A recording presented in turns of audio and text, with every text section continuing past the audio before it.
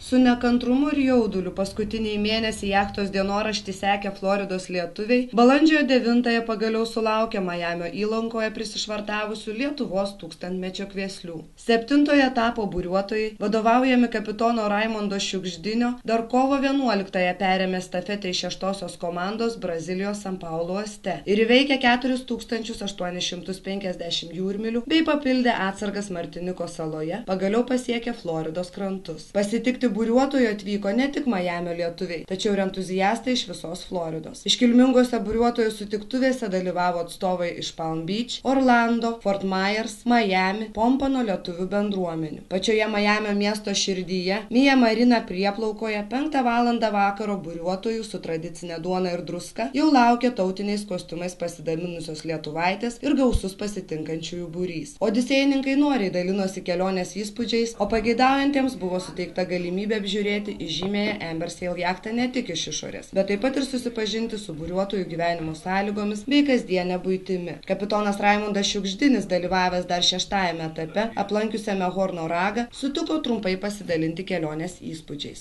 Tokių išskirtinių momentų nebuvo turbūt, nes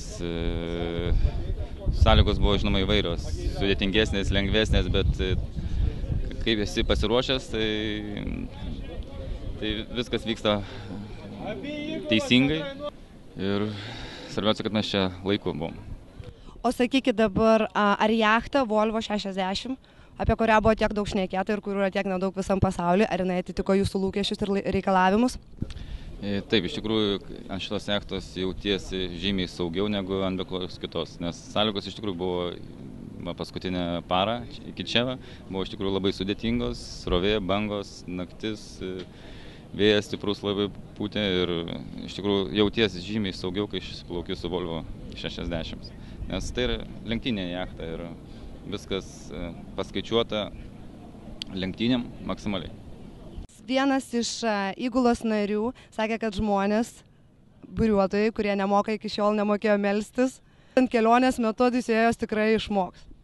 Nu, kaip sakyti, čia gal buvo toksai kaip ir posakis tik tai. Ar buvo tokių momentų, kai norėjosi melstis?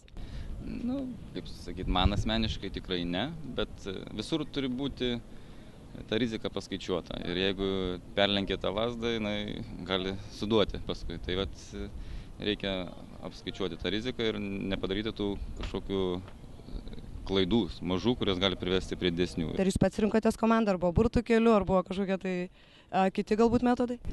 Burtų keliu plaukti būtų labai sudėtinga.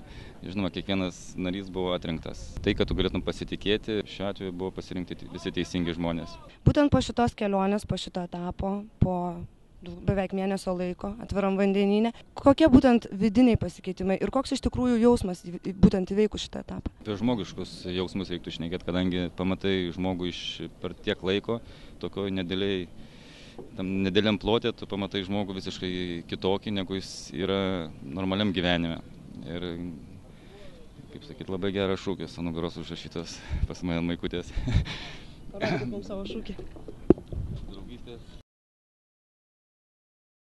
Po sutikimo prieplaukoje Intercontinental viešbučio konferencijų salėje buriuotojų dar laukia Lithuanian Educational ir Cultural Center suruošta preskonferencija. Jos metu susirinkusieji stebėjo odisėjininkų atvežtą Lietuvos vardo tūkstantmečio prezentacinį filmą. Buriuotojus pasveikino garbės konsulas Stanley Balzakas, JAF-LB Floridos apygardos pirmininkas Kęstutis Miklas bei kiti bendruomenės atstovai. Buvo perskaitytas Lietuvos prezidento Valdo Adamkaus sveikinimas Floridos lietuviams bei pristatyta per visą kelionę buriuotojus lydėjusi prezidentinė vėliava. Taip pat apsikeista atminimo dovanomis. Konferencijos metu abiejų įgulų kapitonams dar kartą pristačius savo komandas, mintimis apie būsimąjį 8-ąjį etapą paprašėme pasidalinti komandos kapitoną Liną Tomkvaitį. Būsimas mūsų etapas Miamis, New Yorkas, Bostonas, Halifaksas. Galbūt ypatingas tuo yra, kad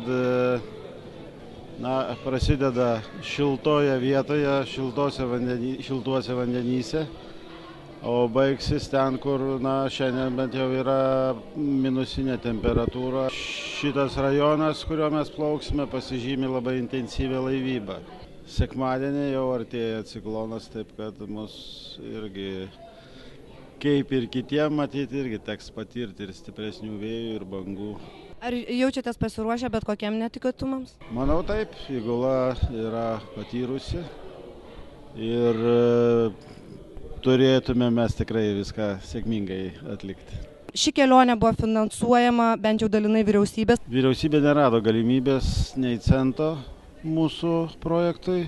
Vienintelis, kad mūsų remia prezidentas ir įteikė savo kvietimą visų pasaulio lietuvių bendruomenėm švęsti Lietuvos 1000-metį. Dalis lėšų yra dengiama netgi pačių dalyvių, reiškia, kiekvienas norintis pareiškęs norą ir galintis dalyvauti šitame projekte, buriuotojas apmoka dalį išlaidų. Idėja pati gimė pernai kovo 1 dieną, taip kad o spalio 5 per 7 mėnesius jau buvo pasiruošta. Nupirkta jachta, sukomplektuotos įgulos, turime labai gerus organizatorius, geras kranto komandas, kurios mums padeda, tai to dėka ir būtent ir įvyko visas šitas dalykas ir vyks ir aš manau sėkmingai baigsis. Specialiai iš Floridos Irma Gulbinaitė ir Rimantas Navickas.